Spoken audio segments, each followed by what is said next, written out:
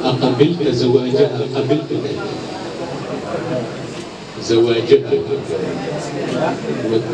وزواجها ونكاحها بالمهر المذكور الصومالي بشيء عن هذا وحنكي مهري ونكاحها.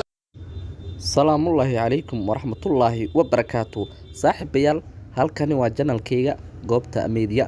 haddii ay tahay markii ugu horeysay aad aragto muuqaalkan fadlan channelkan subscribe saar, muuqaalkan share gare oo la wadaag asxaabtiina. maantana waxaan idin hayaa saaxiibayaal inkastoo maalmihii la soo dhaafay ay taagneed xiisada ku saabsan markaasi guurka la isku qabsaday ee Hani iyo Kamaal Cabdulla. ha yeeshee waxaan idin hayaa muuqaal ku saabsan xilliga uu dhacay guurkooda, halka uu ka dhacay iyo meherka gabadha Hani uu ku mehersaday Kamaal Cabdulla.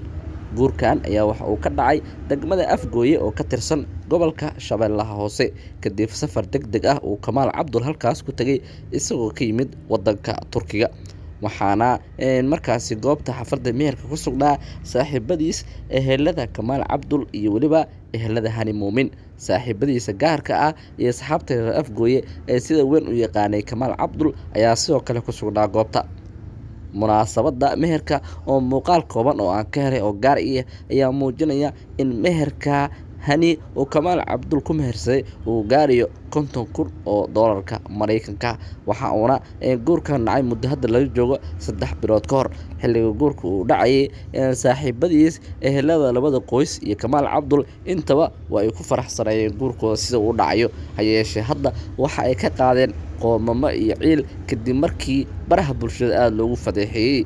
Kamaal Cabdulla ayaa ka walwalsan lacagihii ama qarashkii kaga baxay guurka Hani ayaa dhankeeda social media bishii la soo dhaafay ama todobaadkii la soo dhaafay aad loogu hadalhayay, isla markaana wacdaro laga dhigay. Kamaal Cabdulla iyo Hani guurkooda ayaa noqday mid baraha bulshada saameyn weyn markaas ku yeesha, isla markaana barta YouTube-ka iyo sidoo kale barta Facebook-ga si aad ah loogu hadalhayo. Cabdisalaan ayaa ku qabsaday Kamaal Cabdulla in xaaskiisii uu guursaday.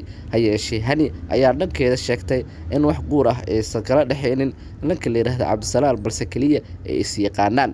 dad badan ayaa falanqeynayay ehelkeeda sidoo kale oo ay hadleen. Kamaal Cabdulla dhankiisaba uu hadlay waa uuna ka qowmameeyay isagoo sheegay ama dhaartay kuna dhaartay in uusan waxba ka ogeyn in markaasi Hani la qabay.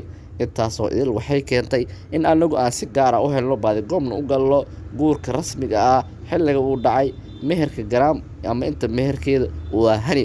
ugu dambeyntiina hadda xiisadda waxay u muuqataa mid markaasi sii dhamaysa. fadlan nala socda sugana warbixino kale. aad baad u baahsantihiin saaxiibayaal.